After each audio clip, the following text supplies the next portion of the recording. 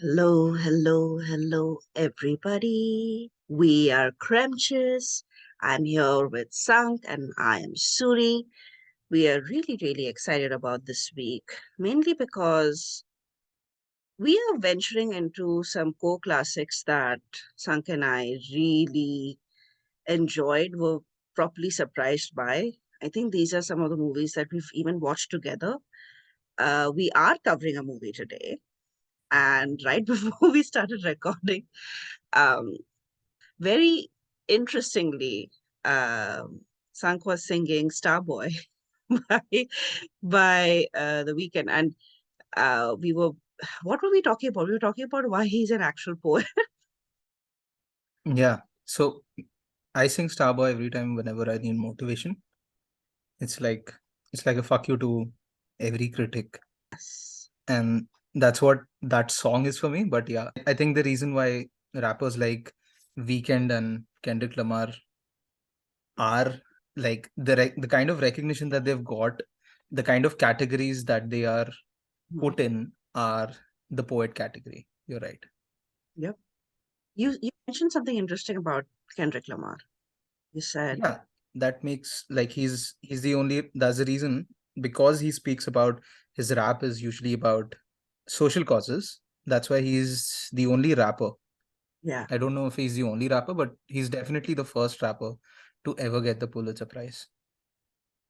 I didn't know that till today actually. That's interesting to me. I mean, for me there are these particular lyricists who exist. And if somebody told me, oh, you have to prepare a syllabus on poetry writing or, appreciation of poems and stuff like that, these two people would definitely show up in that syllabus. And we are digressing a bit, obviously. We are not going to be talking about No, rappers and. nothing. Weekend, Kendrick Lamar, and Eminem are never digressions. they need to be they need to be part of every conversation, even if it's the Barbie movie. I don't know, I'm just talking about something that's so unrelated to rapping. Yes, Even if you're talking about the Barbie movie, yes, they can come up there as well. they can come they're up there as they're well. And that it universal. Yep. And I really appreciate that we are venturing into even though this is a digression, the reason I even brought these up is because there is a universe of cinema which is dependent on sound and music, and the build up of certain events depends very heavily on that.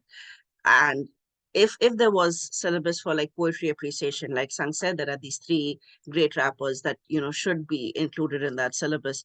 If there was ever a I don't know, I guess, setup for what I consider, oh, let's talk about the making of a movie. This movie that we're going to talk about today would be extremely important to that syllabus. Yeah. We are talking about a creator, first of all, who understands, I think, audience perspective in such a way that he doesn't even treat us like an audience. He treats us like one of the characters that he has written.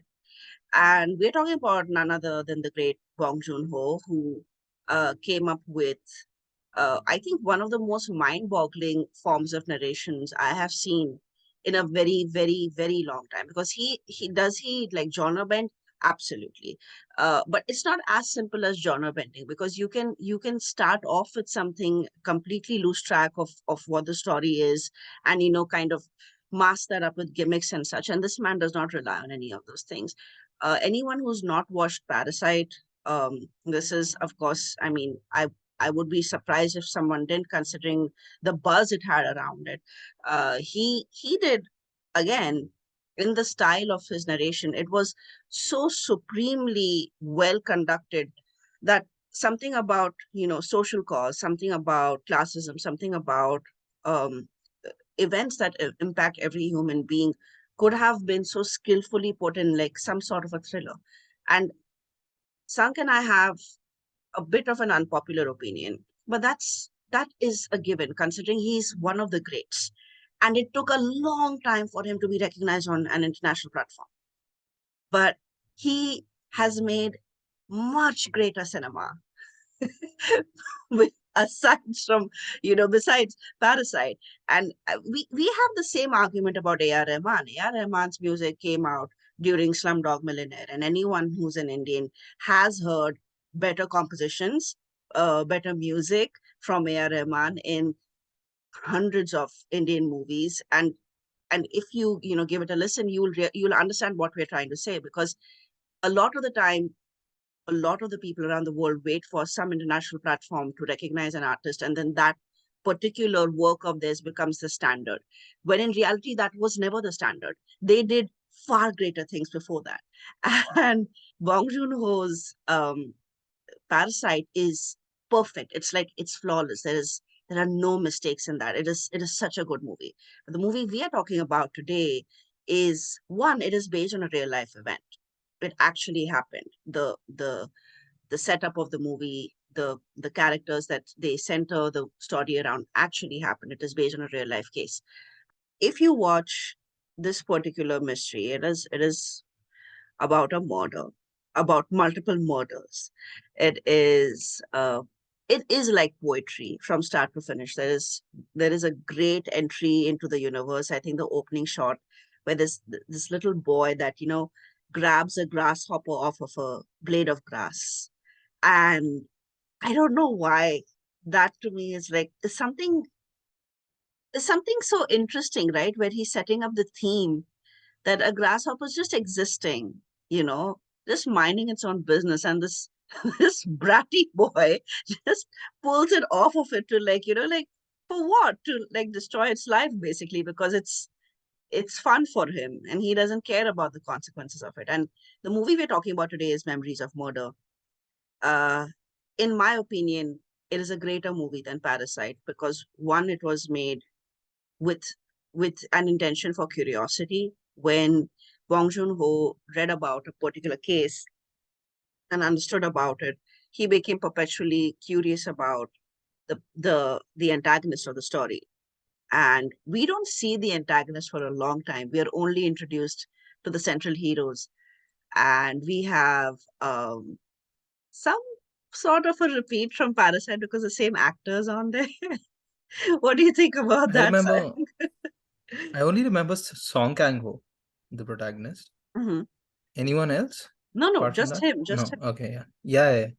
So I obviously saw Memories of Murder before Parasite. And I thought I have I think like 2019 it came out, right?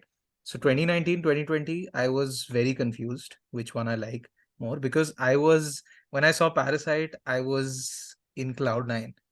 I I didn't think there was any better movie that has come out before Parasite. So for me, Parasite was like a proper superlative. It wasn't just my favorite movie of 2019, but my favorite movie of the decade, maybe. Yeah. So I was those 2 years when I was analyzing Parasite, I used to be confused that which one is better, Parasite or Memories of Murder. But now, since now after the recency bias has set in, Mhm. now I can say that even though Parasite, like you said, yes, a What's the perfect recency screenplay. bias? Elaborate on that. Recency bias is something like something that's happening with everything everywhere right now. For us, Yeah, it's the best movie ever, right? yeah. It's what happens when you see a movie and you're so in awe of it because you've recently seen it, you've just seen it, and Hmm. you remember everything about that movie so vividly. You Yeah, think that this is the best movie ever. You don't think there's anything that has come out that's better than that. yes. So you always have a bias over it. And then when time passes, you know how we say that you can't label something as modern classic. You have to start labeling these movies as that once like 5 years have passed, 10 years have passed. Only then, if it stands the test of time, that's when you start, you know, putting down putting them down in lists and everything. That's why I'm not I like making year-end lists, but I think that the movies that come out in September, October, November, December, I am more biased towards it because I remember I them more just watched them. vividly. Yeah, so that's the same thing that happened with me with Parasite. But now I can say that Parasite is a great screenplay.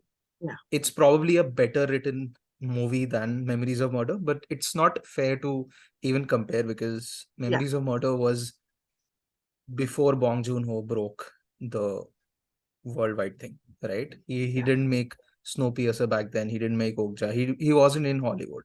He was only right. making local movies.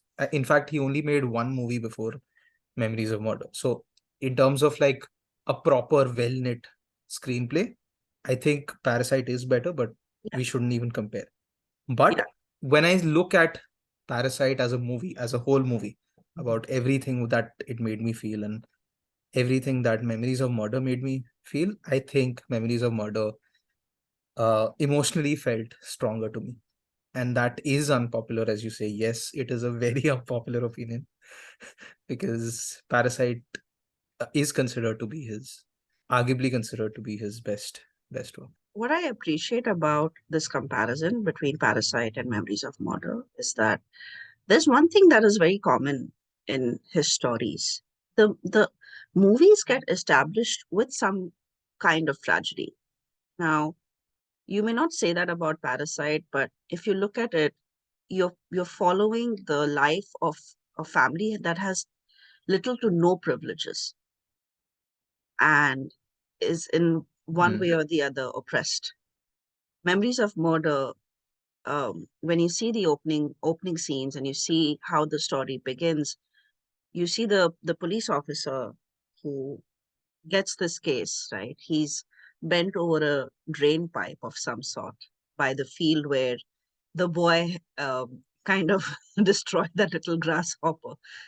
And this boy is standing on that pipe and he's like bent inside and looking, and he discovers a body of a girl and it's covered in ants. And I'm just gonna say lot of trigger warnings going into this video Hmm. because this movie is very violent. Like if Parasite breaks your heart, this movie will break your brain. Like it is very, very violent. There is no room for, for me to say that, oh, but the violence, it has a purpose. And it doesn't. That's the point, because the person who's doing this is so single-mindedly focused on inflicting some kind of pain to his victims that he doesn't care how it happens. And that's why I think this movie it is dark. It is very funny. I was watching it with my mom the other day, and there are these particular scenes where they're so hilarious. Like you don't even understand how these scenes showed up in such a Yeah. dark film. And there I is think, something so amazing to be said about that, because again, this is genre bending. Is it a crime story? Yes, but is it also a psychological twisted kind of a story? Absolutely. And that's what I love about Bong Joon-ho's universes, where you establish a tragedy. You establish that, look, I know you want a happy ending. I know you want something to like work out in the end for everybody. But the thing is, an innocent girl died. So no matter how happy anyone gets, the premise will always be this, that someone who didn't deserve something terrible, that happened to them. And he has kept this theme in a lot of his movies, and to see the evolution of Bong Joon-ho finally in Parasite, you this movie I think sets the basis of his universes, where you talk about people who don't have a lot of power, who don't have a lot of influence, and what do they do to make the story make sense to us? Because for the most part, I think Memories of Murder, the audience is not watching as an audience. The audience is watching as an antagonist. Like I think yeah. we are the he's given us the perspective of the antagonist. And if someone is observing this murder happen, or this police officer discovering this body, and we are watching that happen, then we are probably the villain that allowed that to happen, one, or caused it to happen. Because the whole movie looks like we are watching over someone's shoulder, and that perspective is amazing. Like I have never seen that executed so well without it becoming a gimmick. And he's made that evident, right? Like, yes, there are a lot of times when we feel like we are against Yeah, the cops. Like the whole theme, I want to talk like I can talk hours about the way he's portrayed police brutality here. Yeah. So he has given us the reason why, like, these characters are not clean. Even like the cop that comes from Seoul, Mhm. even he has a lot of things that we know aren't uh, vanilla or peachy about him. And his characters have always been like that, no? Even when Yeah. we see something like Mother or even Parasite, you're talking about humor, twisted humor, right? Yeah. Parasite is that. Yeah. Parasite is a dark comedy. For a long time, we weren't even sure like what genre we need to put it in. And then you finish the movie, then you understand what a great critique it is about Mhm. class and everything. So Mhm. it is a dark comedy. Yeah. This is obviously not, but you're right. Yeah, the humor is kind of twisted. Like the third third detective that we see in it, he has a great arc. I don't know if he has a great arc or something that he exists because we need to see the arc of Song Kang Ho's character go full round. Yeah. Because so what happens is, I don't know, can we spoil Let's what let's happens to the third one? let's Third cop? actually get into the dynamics of why this is a spoiler, because Okay. let's lead up to it. So Okay. So okay, so let's let's discuss label the let's label the people, right? There is main detective, and then there is the sub detective who's very violent, very crazy. And he'll like walk into a room kicking the chair off of someone yeah. right underneath someone's butt. Like that's what I I look. want I wish if YouTube allowed us to put clips, I want a montage of people, cops just kicking kicking Yeah, people in this movie. yeah, yeah. And it's not Like kicking. cop to It's not cop, regular cop kicking. to suspects, Yeah, yeah. superior cop to inferior cop, To inferior cop. And everything. it's everything. And it's not just regular kicking, okay? It's not like, like he kicks like his butt or something like that. These people jump and kick their chest. Like I've never seen I've never seen that. I've never seen normal people, everyday people kick like that. So no, maybe that's I don't know, maybe that's a culture thing. no, That's something that we discover while watching stuff that we aren't used to watching. I have seen clips of certain K drama episodes where even if it's like a school fight, right? Like here, I think some people deserve a kick in the chest. But even if it is, even if it is like a school drama where, like there's like this one guy with this school suit and whatnot, just walking around, then he sees this punk ass that pisses him off, and he like stand over him and kick him in the chest. I think this is something that we have not, like you and I have not probably like stumbled upon, but we Yeah, should yeah, really get into the nuances of chest kicking. yeah. Thankfully, I've never cracked that bad a joke ever, so that like which will make you kick me like that. So I'm I fortunate enough. I know, like not kick ass, but kick chest. Like Yes. I just Like they know love it. that while kicking the other person, they themselves will fall down. Like the first time when we see Song Yes, Kang Ho character interact with the new cop, yes. he kicks Tall him, cop. right? Yeah, Yeah. he kicks it. So And the he himself gets injured because yeah, he obviously falls down in the bushes. yeah, and it's very casual too. Like he's just walking with his hands in his pockets, and then he jumps and he kicks him, and that's it. Like it is so. First of all, it is adorable. Second of Yeah. all, it's so funny because Song Kang Ho actor, this guy, like he was made to work in a movie like Parasite. He was made yeah, to like he was like I can't imagine anyone other than Song Kang Ho playing that character because yeah, that character needed to be a proper mix of drama and comedy. yeah, And Song Kang Ho's face itself like does everything for him. yeah, yeah. I want to get into some of the characters that are not the police officers. So when Mhm. this particular information comes about, of the first victim, I think that follows suit immediately with a second body found elsewhere. And Hmm. right, so the murders are happening very fast, and the murders are kind of getting into what I think we are now establishing the concept of a serial murderer, and we are looking into the dynamics of who this person is, what his purpose is. And the story has details about how the murder is done in a very, like, in a very gruesome manner. I don't want to describe too much of it. A lot of the way the murders are conducted have also been taken as is from real life. So if you are, a bit queasy about that, maybe watch out, because this movie goes into that and they don't shy away from it. They explain that this person who has committed these crimes deserves no forgiveness whatsoever. Like, he should be, like, burnt to ashes, um left to suffer somewhere in a dark room. Like, he this is a terrible person, whoever is doing this. And now everybody's kind of on alert and um a bit a bit on the edge of their seat, because they're not quite understanding why this is happening. Meanwhile, you see that our central character, the central inspector, goes to this prostitute, and he hangs out with her, and he's obviously paying her for her services. And she mentions something once their session is done, where she says, "Have you heard of this family? There's this boy in that family who follows that girl around everywhere." And he's like, "What do you mean?" He said, "The first girl who died, there's this boy who is not, all there. Like, he also has like an interesting scar on his face. Like, it's a big family. Like, check them out, because they were also known as the family of lady killers."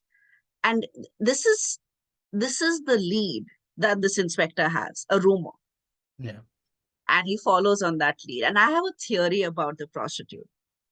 I have a Okay. theory about the prostitute, but we will visit that. Well, did Okay. you feel something like, did you feel like this is a deliberate misdirection on part of the prostitute? Did you feel that when it happened?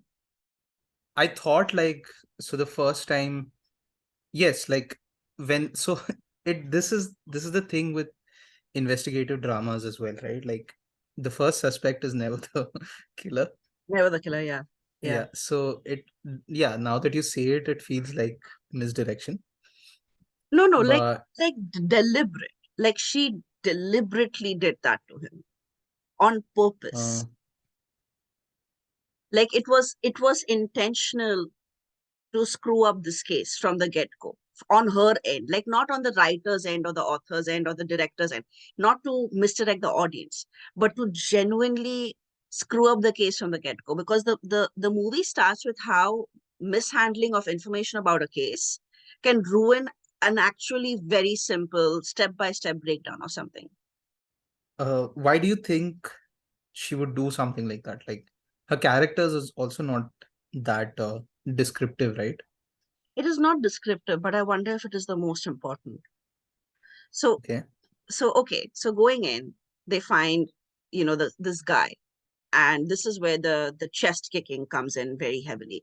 They find this boy who, has some mental disability. He and he clearly gets bullied and beaten up over that a lot, because you can see he's like, he has a scar on his face. He limps when he walks. Like, he's clearly, not a favorite of society. And these police officers bring him in for questioning, to ask him if he, interrogate him to find out if he's the one who murdered the first victim. And he is sitting on a chair, and the central inspector is trying to be like playing good cop bad cop. So he's trying to be the good cop and talk to him, and he's like, this other, my, colleague, he's really good, but sometimes when he gets angry. And that's the entry of the second inspector, where he walks in. This poor boy is sitting on a stool, and he kicks the stool from underneath his ass, and then kicks him in the No. chest. Right? I, I just, and the violence that ensues after that, complete police brutality, like beating him, forcing him to give a confession, feeding him with information, planting evidence, like in a very dumbass way, which doesn't, clearly that is not evidence. And That's what. Yeah, yeah. Continue. No, no, I was saying like this is where like I thought there was that full arc, like the arc of the third yeah, yeah, detective yeah, yeah, came full circle.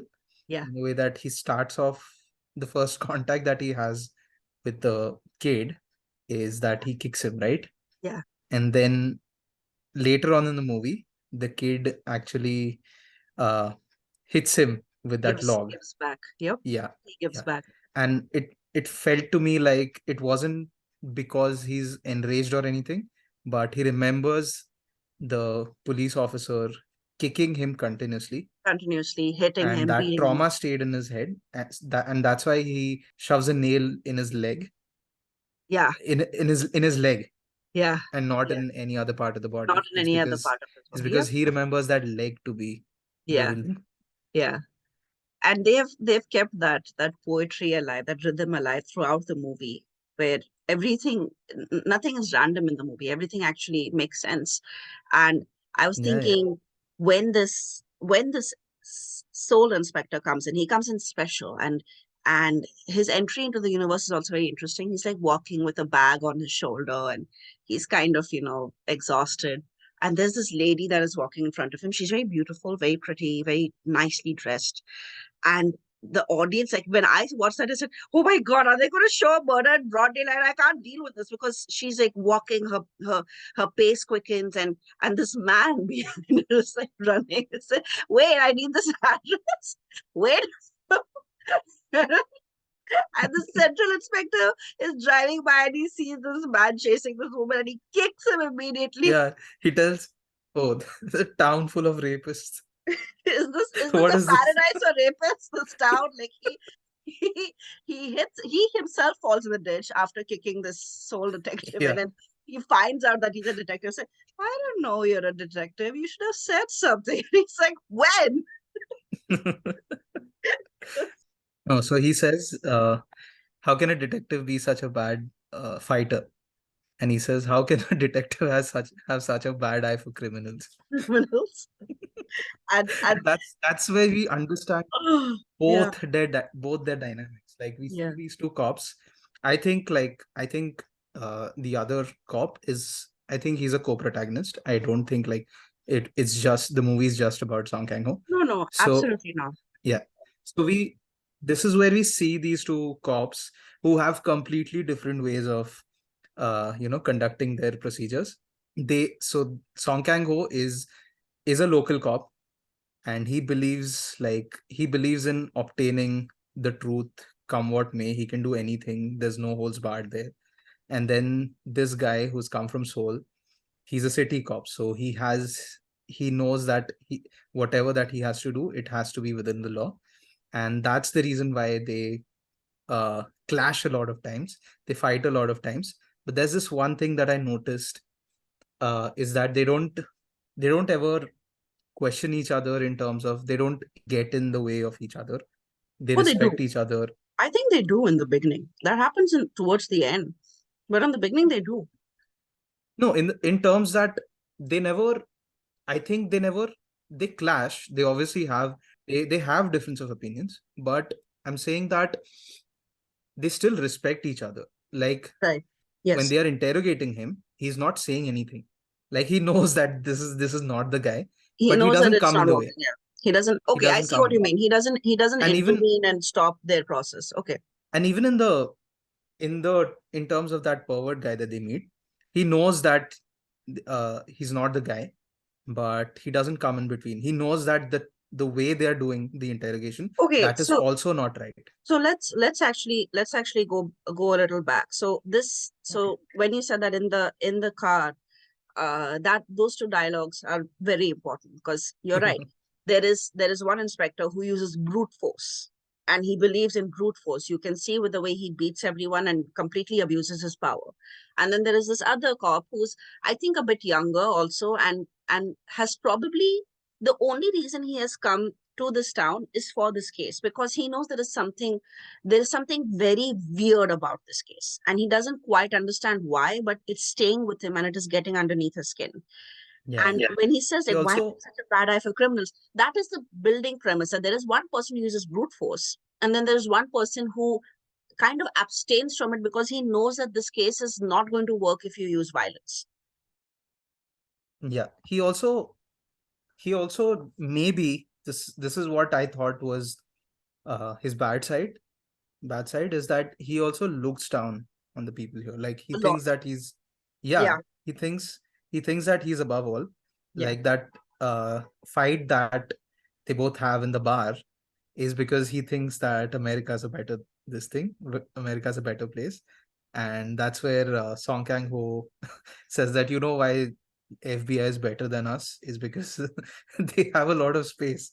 And in our country, we They don't have have to use space. analysis. Yeah. Yeah. Yeah. I And that's I when they really start fighting. I also That's really like, like the general trust that the police officers have on each other, because you see the main inspector take a shoe out of his bag, which and he says, like, why is your car smelling, when they finally realize they're both cops, and he takes that sneaker out and he plants a mud imprint, and you see this cop just sitting over there and just like looking at him and going like, what are you doing? They come back and they interrogate the boy, and they go, see, I have seen your mud print in the sand, it's right here, and it's a bit smudged, but that is clearly your shoe, so tell me everything that you did. yeah, And they drag him to the forest where it happened, and this inspector knows that, that he's going to get the confession one way or the other. And the boy, very interestingly, narrates the whole experience, the entire experience, like it is, like like he rehearsed it almost, like it is so, he goes into description about things that only a person who was there at that moment could have known. Even the cops probably didn't know about some things. And you mm, see that the sole inspector looks at the main cop and goes, you made him say this, didn't you? Like you rehearsed this confession, because that's what it looks like. It looks like a rehearsed confession. And of course it wasn't. That part wasn't. And that's what leads these two inspectors to kind of butt heads, because one person is like, well, I use the wrong means to get the confession, but that is the confession. And the other one is like, there is no way somebody can know so many details without someone rehearsing it, unless they that's themselves have. how you know with Kwang Ho also. Like again, he's made a good statement on why the cops also need to follow the procedure is because these guys beat him up. Yeah. That's the reason why he's also not opening up. Yeah. Yeah. He's also not free to talk about everything. He Yeah. might have told, like, if they would have asked nicely, he might have even told them that Yeah. I actually saw the killer. That Yeah. And they don't do any observations, right? They don't look into, like, they don't check his alibi either, like, about like where he was, if he was really in that forest, what was he doing, and whether or not he's capable of doing it, because the sole cop immediately holds his hand and goes, he has webbed hands. There is no way he could have conducted such an elaborate, because there is a portion of the murder that happens which involves tying like ropes and stuff like that, having the physical capacity to pick up a body, which clearly this boy doesn't have. So either he had help or he didn't do it, and those are the only yeah, two conclusions they can draw at that point of time. And the way that story is being like poured out to us as an audience is Bong Joon Ho's way of giving us maximum information, which I appreciate, because I don't like murder mysteries where everything is like, it's like blurry. Like the full story is not completed. You know part of a story, part of a dialogue, you see the face just a little bit. You see small details scattered around, a room, and then you're like, oh, that little box is going to be important later on. No, this is all the information that I have as a cop. Let the audience have it as well. And that's exactly what happens. No information is hidden, and no stone is left unturned in terms of like, I'm not trying to mislead the audience. Let the cops get misled with their own nonsense, but the audience has to know everything that is important within the first couple of scenes. And that's what I appreciate about this kind of storytelling, because it is very difficult to pull that off without being factual and boring. And he does it in such an interesting way. Like, I love that they can do this. And when was this movie released? this was Uh, 2003. this is an old film. Yeah, This kind 20 of almost. movie Yeah, it making, was 20 years ago. yeah, 20 years ago, this kind of a movie based on a real event, which means Bong Joon-ho has to be very respectful about the victims as well. He cannot just, kind of play this off as some kind of, attention grabbing thing. It has to be respectful towards the people who endured this horrific thing happen to them. And It doesn't. as, it It doesn't. doesn't feel like the gruesome things that we see Yeah, on it also doesn't feel like torture porn. no, It has a lot of meaning.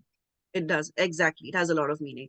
And have you noticed that all of these movies that come out, um, I think there was a genre of shows and movies that came out where the antagonist is painted as something cool and suave and interesting. And they don't do that in this movie at all. They are looking for a hardened criminal. They're looking for a crazy person. Like they're looking for a for a for a individual that is clearly um, out for blood for no good reason. And they're not trying to paint that as, oh, this criminal is really smart and he's really intelligent. No, they're not trying to make him look good in any way whatsoever. And I really appreciate that, especially in like in crime stories. I'm seeing that trend a lot where criminals are being painted as something very interesting and sexy, and I don't appreciate that generally, especially if it is about a real case. Like that gets me a little bit mad sometimes. And in this movie, no, the villain is a bad person. He deserves the worst. And it pretty much progresses on those lines only. And this is why I'm saying that I think the part where the chaos ensues, where they're trying to Mm. reenact the scene, and they're like, we caught the guy, and it's this Oh boy yeah. clearly can't cause the murder, but we got him, and they're posing for the picture, and there's like three of them standing on the staircase, and they're trying to get the soul cop like to pose with them, and he's like, no, it's not, you got the wrong guy. And he's like Mm. telling them, like, stop this reenactment, stop this press thing, it's going to be an embarrassment, like stop it. And the chief is like, what is wrong with you, just like, and he's slapping this guy as well, like his own subordinate. Like he doesn't care, he wants this fame immediately. And you see the boy's father kind of running through the fields trying to stop them, and the press, the journalists, everyone is there, and they're capturing this whole you know chaos that's ensuing. And there's this scene where the man, the cop, soul cop, he's giving proof as to why this boy couldn't have done the murder. He's explaining how he's not physically capable. He doesn't have the mental know-how, because every time a murder happens, this guy leaves no evidence, no trace of DNA. He's that intelligent, which means he has some prior formal training of some kind that makes him that way. So how can this boy have any of that? Even though he described the murder, it doesn't make sense. And this chief is just sitting over there, like disgusted with everyone. My mother Mm. and I were just laughing at that because he was so done with everyone's nonsense, and his eyebrows and everything were like, his forehead was so burrowed. He was so upset with everyone about what happened. Even that. You just lose the context of the story for 5 seconds because he's just pissed off at everyone. And that happens the second time, right? Like when they're drinking and partying. Mhm. So the two cops, they start having a fight. And I thought like the reason why they showed us the chief puking is because it's like him saying that I don't care about you guys. I'm sick of you guys just fighting all the time. I We know. have more important things to worry about. Yeah, yeah. I think in this much time, the second victim and everything comes up, of course, in the storyline. And then the soul cop immediately says that there is a third victim. And they're like, no, we've only found two bodies. Like, no, there is a third body somewhere. There was this girl, she was wearing a red shirt, and it was raining on that day, just like how these two women.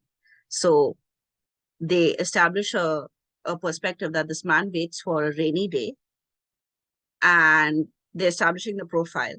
And he generally attacks women who are wearing some shade of red, because both the women that they found were wearing some kind of red, which means that's his trigger. That's how he selects his victims. Clearly, the murders are happening at random, which means they don't know who to protect. So you see the cinematography kind of changing, where every time it rains, it's really dark and scary, and the cops are like on high alert. They are worried. They are telling people to stay indoors, and this is not just about creating panic anymore. Now they know that there is someone who will always wait for a day to rain to do something terrible, which means every time They're it even rains, they're going to fail as cops. it's even with the villagers, right? They Yeah, create a scarecrow, yeah, uh, and they write something on it, right? Like turn yourself in yeah, something like that. yeah. And the scarecrows have a Yeah, red. turn yourself in or you may die. Yeah, Yeah, and they have a red. They've dressed it as red yeah. because he only kills. That's what they suspect at that time, that he only kills girls who wear red dresses. But that scarecrow was there in the beginning also, before In they the first, established before they established the profile of the murderer. It was there. It was there in the okay, beginning shot as well. Yeah, because whenever the murder happens, it's not just the cops who are there, right? yeah, At the scene. yeah. Like that's something. So okay, this is something that I thought was very, like, this is the reason why we should like people should watch things that are not in the English language as well. It's so that you can explore these different cultures that are there around the world. Like Yes. in no other investigation drama will you see even the general public watching the dead body and Yeah, like just gathering around the body and just maybe contaminating the yeah. this thing is Completely this thing. ruining the scene. Yeah, Completely ruining the there are investigation. so many, like you mentioned the reenactment, right? That is something that you will never see in a Hollywood investigation drama. No, no. You'll never see that, and I think that's the reason why they brought up that scene as well, with the way he compares with the FBI. It's like Bong Joon Ho telling, like, this is how we make it. Yeah, yeah. This is how Pretty we much. get here. We're not perfect. We obviously have a lot of flaws, but this is how we do it here, and that is something that is a We novelty don't here, and we that's don't have extensive resources, and we don't care that we don't. We'll get the job done anyway. And yeah. We I don't think, mind waiting for the DNA yeah, results to come. yeah. I think the scarecrow thing is actually interesting because that means that there is a general audience in the village that is Mhm. recognizing a pattern that the cops haven't.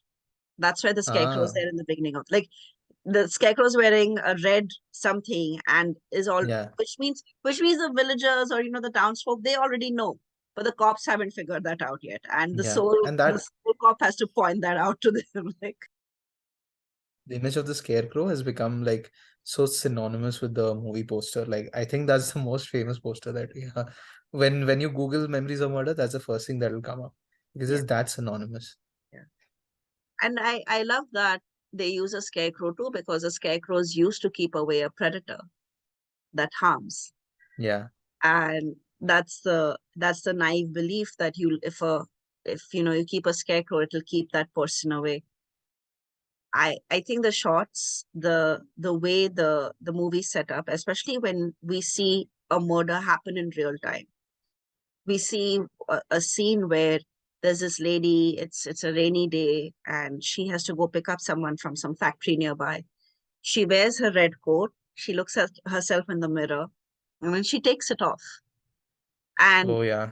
it's such a as an audience at that point of time, you go like, are you stupid? You think he's going to wait for you to wear something red to attack you? No, like, just don't leave the house. Like, and I think that inner conversation you're having with the characters is it's so unique. Like, exactly what Bong Joon-ho wants, for the audience to be like, this is not some stupid crime caper nonsense where there's a pattern, and if you're not wearing red, you're safe. Like, no, the audience looks at that, and you're seeing the rain falling like so heavily outside. It's almost deafening, and it's so dark out there.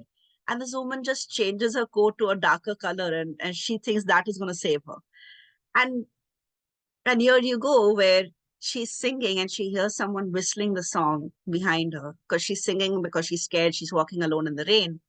And at that point of time, even me, I'm like, are you have to be stupid. You know that this is happening in the fields. You're not safe. Why would you leave? I don't care if you're wearing purple instead of red.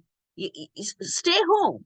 And immediately she gets attacked. And that's where they find, they like, basically now they know that this person does not follow any rules. Sure, red is a good incentive for him to attack this woman, but it's not necessary. It's not like he's not going to murder someone that is vulnerable and alone if he has the chance. And to establish that kind of villain is extremely important, because when you see these crime shows and you see, no, it has to fit like a very unique pattern, otherwise no, a victim that is vulnerable, and that's all this murderer cares about.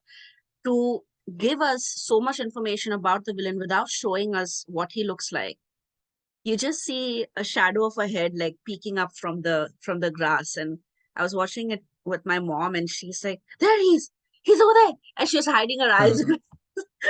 Like, That's where? how, and that's how you know, right? You said this is not some normal cop thriller, Yeah. like in the way that you know if she's going out, yes, she's gonna get nabbed by the killer. This is not something uh Bong Joon Ho doesn't want you to feel that will she die, won't she die? No, this is not a Yeah. thriller. This is No. not a suspense drama. No. This is just maybe like a proper recreation of whatever that has happened. Yes. This is not for you to actually enjoy this Yeah. movie. You're not supposed to Yeah. enjoy, you're supposed to feel like terror and pain for what happens throughout the movie. And not Yeah. just, to the characters in general, but to how the dynamics of the town is changing because of this incident. So there are these two Yeah. schoolgirls who are running in the rain, and this lady who works on the police force as well sees them, and she's like, come inside, why are you like running around alone? Said, no, the two of us were together. And you're seeing that the the investigators are also scared, because they are planting like these police cops, these female police cops in red, to see if they can lure him outside, and get one of the, and then hopefully there's another cop on standby watching over this little honeypot that they have planted. But whoever this person is, he's extremely smart. He knows exactly how to find clearly only a victim. He knows that everyone who is wearing red is not necessarily alone. Like, he's that intelligent at Hmm. what he's doing. So the universe is establishing a person who is slippery, is a person who doesn't make mistakes, and he is up against these cops who are planting evidence and pointing fingers to the wrong person. And oh god, and this is why I think the prostitute is important, the most important part of the story. She meets with the main cop again, right? And Hmm. they're in bed, and then she says, so you had trouble finding him, just go to this astrologer or or something, and she'll give you, she's a shaman, she'll give you the perfect way to find this murderer. And he's like, what, are you crazy? She's like, yeah, she can predict the future, right? So she'll be able to tell you who the person is. So he takes a piece of paper and some blotting ink from this lady who, Yeah, it says he first says I'm not what? I'm not buying any cream for you from you. any charm from you, And lucky charm. yeah, any charm from you. And the next shot we see him that he is actually bought it. Yeah, he bought it, and they're at the scene of the crime where the latest crime has happened, latest murder has happened, and he's blotting the paper along with his violent colleague. and, Hmm. and and they're like, now the face of the murderer will be revealed.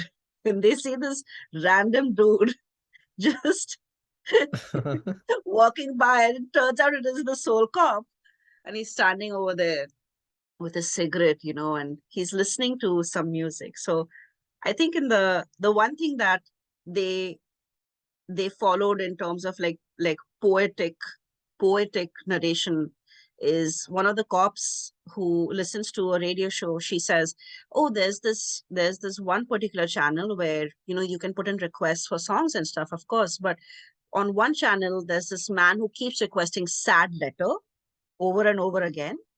And every time he requests sad letter, he says, play this song on a rainy day, and check the days on which the song was played. And it is the exact days that the murder happened.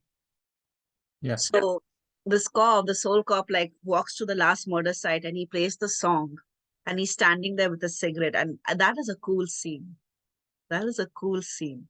And you see, like he looks so noble and worldly wise. And these two cops who have use some shaman's blotting paper. They're hiding in the bushes, and the violent cops, whatever you say, he is really cool. Like, yeah, I was thinking the same thing, my man.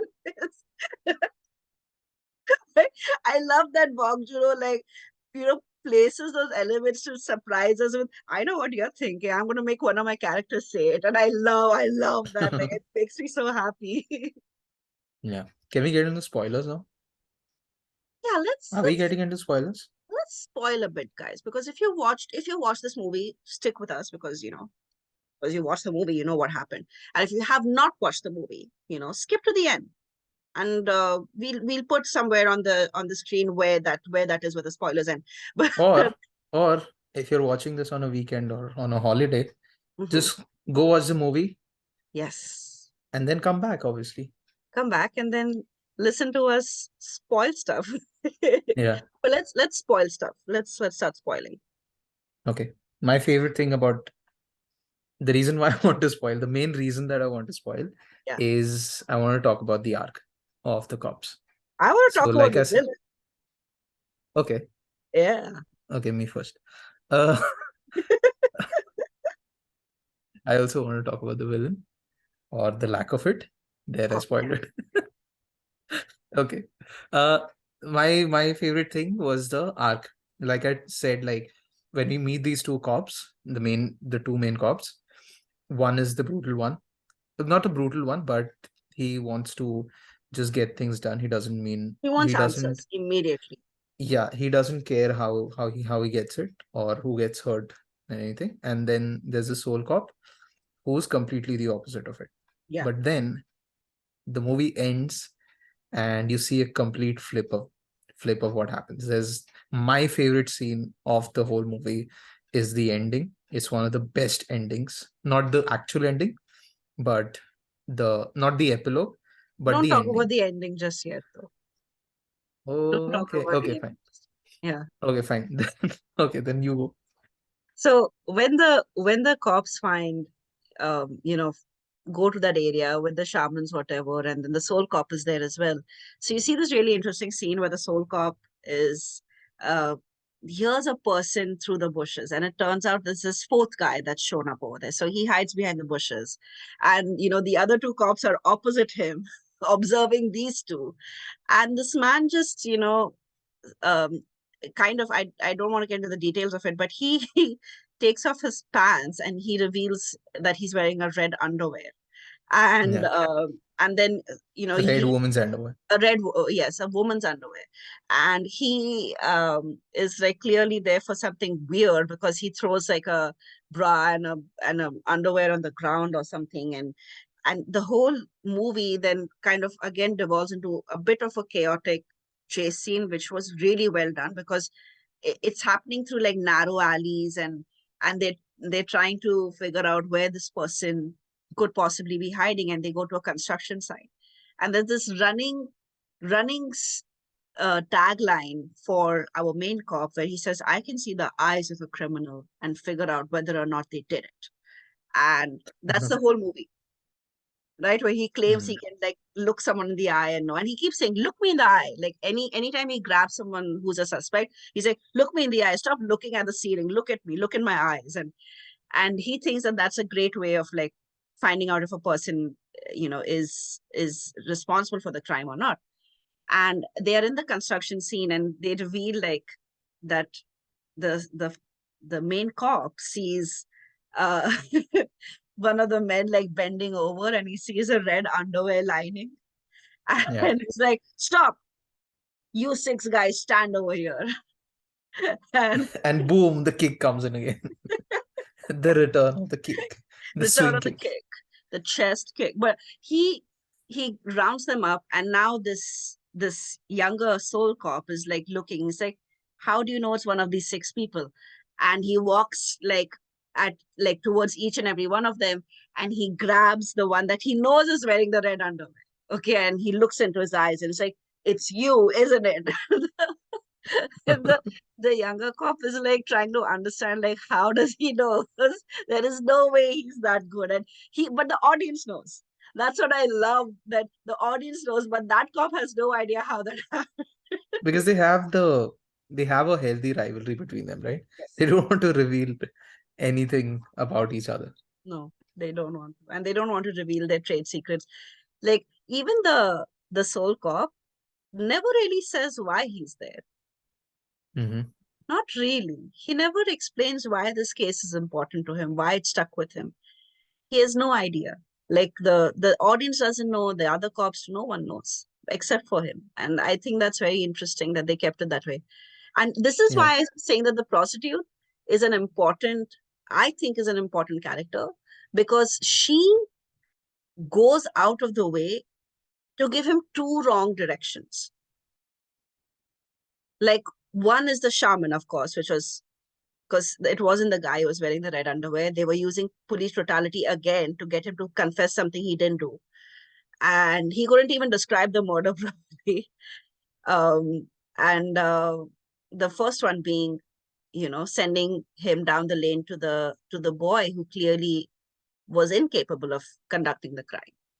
And I think she is, I don't know, I think she's there because the murderer knows that she's the prostitute that this police officer visits, and he makes sure that the police officer remains in the dark by giving the prostitute tips on what she should say to him and keep sending Mm-hmm. them because the movie is about the amount of time that got wasted in the wrong suspects. That's what Yeah. the movie is about. And I wonder sometimes if the prostitute like knew something. Like this is a theory. There's nowhere is this mentioned in the movie, but I always wonder if she is responsible for uh, the criminal not getting caught. That's a great way of thinking about it. I thought the reason was obviously police brutality.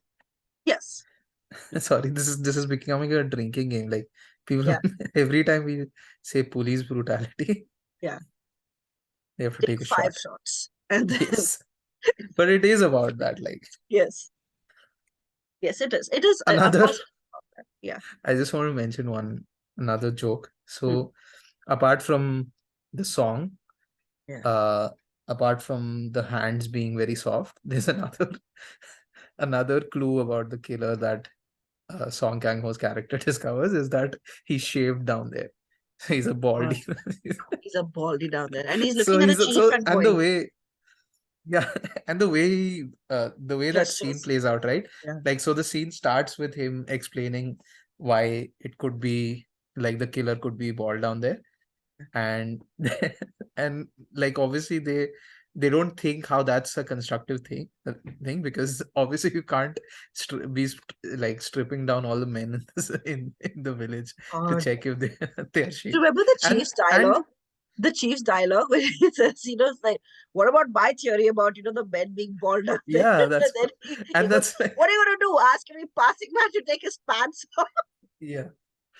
And that's the same scene where we find out that it's the song that gets played in the radio. The female cop that who comes in, she actually comes in with an actual evidence that actually gets them somewhere. Yeah. And then they disperse, and that's when that scene happens. Like, what about my theory? And then the next scene, the next shot is him in a sauna, just staring at people's crotches to Yeah. check if they are shaved. Yeah. And he's just hanging out there. And Yeah, he apparently tells one of the people, the attendants at the sauna, that if you see any men who are like shaved down there, let yeah. me know. He's And a, they like, judge him. yeah, bastard just smirked at me when I told them, just tell me. And the audience is smirking at him at this point as well. It's like, what's wrong with you? And the theory is mainly because there was no hair left at the incident, which means like he Yeah. doesn't have hair down there. It's just that's it. That's the theory. And this is him trying to like match up the soul cop because the soul cop uses analysis. So he's trying to use analysis and compete with it. Uh, yeah. Yeah. The I think the way the soul cop finally tracks down the person on the basis of that song is actually very interesting. It's done really well. Mm-hmm. When another crime happens with some luck and a scary school story, he tracks down the only surviving victim of the person, and that's how he finds out he has soft hands. That's how he knows that this person, when he requests that song, his handwriting is going to be somewhere, his district is going to be somewhere. So they when they finally find him, I love the switch that happens where um the soul cop, who has kept things very subtle, like he doesn't yell or kick or scream, he keeps it like very only focused on the questioning. And then our main cop, who likes to use brute force and violence, is completely stunned at what this person looks like, and he That's looks what ordinary. yeah, that's what I wanted to talk about, like related to the ending itself, Mhm. because like this is where the flip happens. Yeah, Like the soul cop is the one who wants to kill, like actual kill without actually kill this knowing. person. Yeah, without, like, he knows before the DNA results come in, he still wants to kill him.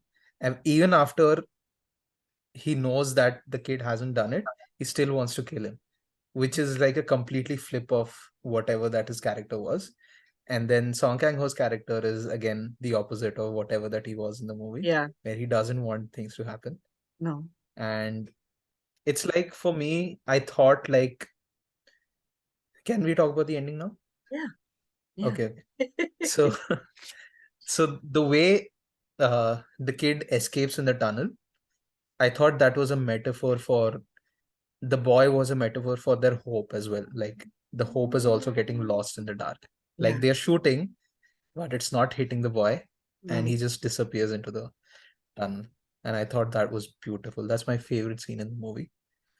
And oh my god, this is what made Memories of Water one of the best movies of that decade and one of my best films of all time. So That scene itself. Sank and I have been mentioning this tagline where he looks into the eyes of the criminal and figures him out. And you see that the case kind of destroys them, because they were Yeah. looking for a crazy person who looks like a person who's capable of doing something terrible, and he was just ordinary. He was the most normal looking guy in the world who was, was in their hand. They lose him, and they lose their sanity in the process. The guy who is violent and crazy, the subordinate, he loses his leg. They have to amputate his leg because of how the first suspect hits him, like you said, with the nail, and they have to amputate his leg because of that. Like, basically, all the sanity is lost in this case. The cops completely lose, like you said, hope. They lose their sanity, and this cop, the main cop, decides to just leave this, and he becomes a businessman. Like, that was very interesting to me, that this man Yeah. who is so much like, he enjoys the concept of being a cop, loses his interest in the profession altogether, because they failed. Mhm. And God knows what else that man went on to do, and they failed at keeping those women safe after that. And I what a great last shots for a movie, right? Yeah, He comes back to the same scene, where the first murder happens, and he looks down the gutter to the other end. And again, I thought that was like telling us that this ending is open-ended as this gutter is. exactly, exactly. And there's this girl just over there, and she tells him, like, yeah, there was a man here reminiscing, and I had done something here a long time ago. And just the fact that the shot ends with him looking at us, looking to us, is the my first realization that Bong Joon Ho has given us the perspective of the villain. Yeah. That whatever I is happening, Yeah, the yeah. villain is observing. Oof. I have never resonated with a title as much as this movie, Yeah, Memories of Murder. It's like a movie about investigation, a movie about evidences. yeah, They have to only rely on memories of people who have maybe like interacted with the murderer or seen the murderer. Like imagine like what level of thinking this man must be operating on, Bong Joon-ho, to have such a title also for the movie. absolutely. This is like the definitive police investigative drama ever for me. I Mm. don't think there has been anything that has been better than this. And like before also, and it's been 20 years since this movie has released, and I don't think there has been anything after that as well. Not in the realm of this, at least. I mean, Yeah. Korean crime dramas are extremely disturbing, dark. It's very gritty. But this is not just about it being disturbing. This is about the setup of an antagonist that we don't see, that we underestimate as well. Because Yeah. when we see him and the way he looks like a lanky moron, like there's nothing about Yeah. him. Yeah, like about him which is scary. And I think that's the problem, that when people are looking for a bad guy, they're looking for a person that looks like a bad guy, and he doesn't. He looks like nothing. And when they find out that he was ex-military, and that he has the skills to do this very easily, and that's why he's so Mm. confident and his stance is also extremely confident, extremely calm, whereas every suspect that they got till that time was crazy, like they were scared, they were pissing themselves, they were like clearly, like except of course for the first suspect, who turns out to be the witness. He was the only guy who was telling the truth. Everyone else was actually nuts. And that poor boy who had, like, he had he had no reason to do what he did, because when they are at that guy's place again to ask him questions, and the father opens his random door and he like slides off of there because you're sleeping on a ladder. And was then when they're so looking for sweet. him, Yeah, and then when they're looking for him, they're looking at these in these like hidden closets only. yeah. Because where else will he be? Yeah. And he's he's actually innocent. He he has every reason to be the murderer, because he's bullied and he's beaten up himself, but he never does that.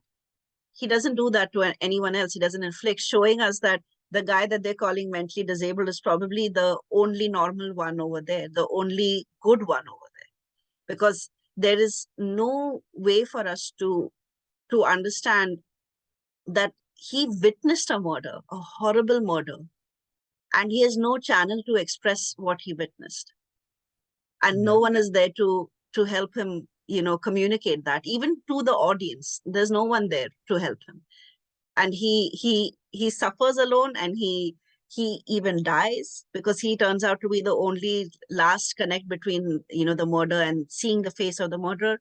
And it's because they mishandled it. They completely lost their cool and they mishandled it, which shows that this criminal is a person who, he was the only person with calm in the entire story. Hmm. No one else was calm, especially after the Yeah. soul cop sees him face to face. He loses his stability altogether, like, because if this is the person who can do crimes like this, then he will never be able to look at any human being and not presume that they're up to something horrible and crazy. Yeah. And I think that's the setup of the thing. So in the end, when when the main character, who clearly failed, and he's looking at us, I wonder if he's looking at us to see if, of course he's looking for the murderer amongst us, but also like to see if we would tell him, because we know, Yeah. even if he does it. And in the real It's life like case, he's tried all three directions, and now he's breaking the fourth wall yeah, only to find the answer. only to find the answer. And in the real case, post the movie releasing a couple of years from there, they find the the guy who did all those crimes. Hmm. He Oh, by was the some, way, if you haven't seen the movie, we would suggest not to know anything about the crime, yeah, because I don't know about you. I did not know anything about it, hmm, and it was a shocker the way the movie ended. yeah. So, did you know about the crime before watching the movie? Uh, I knew about the crime. I had read about it and I was very scared of the details. Like it stayed with me. But when I was watching the movie, I didn't realize it was about it. Yeah, yeah. Because the Like movie is about not that crime. Yeah. because the movie is so much more than that. Yeah. right? Because the Like timelines obviously in the which I watched the movie and when I knew about the crime were two different timelines. So I had no way of, till we were maybe 20, 30 minutes in, I had no way of understanding what happened. okay, Yeah. cool. Are we ending? Because unless like we want to beat the movie's runtime. Yeah, maybe we want to, but we'll save part two of this discussion for another day. Because there are things about this movie we have not discussed, right? Yeah, yeah. Like, we have we have not discussed the man in the red underwear. That is Oh weird yeah. to me. We did not go into details about it, but anyway, we are winding up. We just want to say check out the last week's episode. It's a review on a really sweet movie called Offside. Anyone Like who's it's so like sweet that we had to talk about a murderer this week. We yeah, had to balance we're it like out. yeah, we have to. It's getting too feel good in here. We need to bring back some darkness on this channel, and that's what it genuinely. That movie is very adorable. If you're a football fanatic, and if your life is dedicated, to like rooting for your team and stuff, like you would relate to that movie a lot. Check out the review. Sang's done a great job on there. We have done a bunch of great episodes over the past couple of weeks.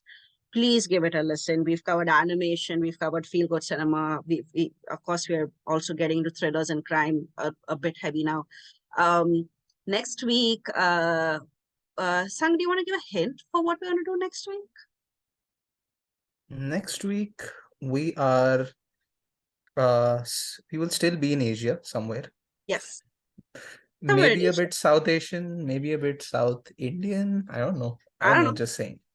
I don't know. Just I don't saying. know either. Yeah. And But we're going to be somewhere yeah, in that realm, yeah. and we're We're excited gonna about the be very community. we're gonna be very rowdy babies about it. Yeah, very rowdy about it, and we're really excited to take this journey with you guys. We appreciate all the support you're giving us. Every click, every view counts. It helps us grow this channel a bit more, helps us hold on to this dream a bit more. So please keep watching. Um, I just want to say, in context of this movie, I'm so glad that they caught the guy. And Bong Joon Ho was asked about what he thought about the case, and he said, I made the movie because I was curious about this person and I had a face in my mind, and I made the movie just on the basis of that. Yeah. And I'm just Like glad that the cops found him. this was the first officially reported serial murder case in South Korea. Yeah, But the reason why Bong Joon-ho made it is because he knew that there are still a lot of people in South Korea itself who did not know about the details of it. details of it. Yep. And if you go and check out the Wikipedia page of the killer, in the first para itself, they have credited murder, memories of murder for Yep. depicting his story. Yep. And depicting it so well. Yeah, depicting his crime. Sorry, not story. So I want to say bye bye to you guys. Please like, share, and subscribe. Please like, share, and subscribe. Share as much as possible.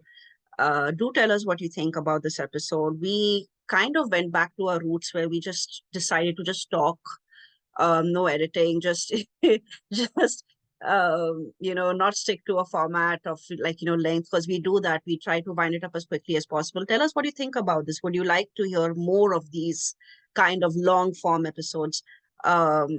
We love you guys, and we'll see you soon. Bye bye. Bye bye.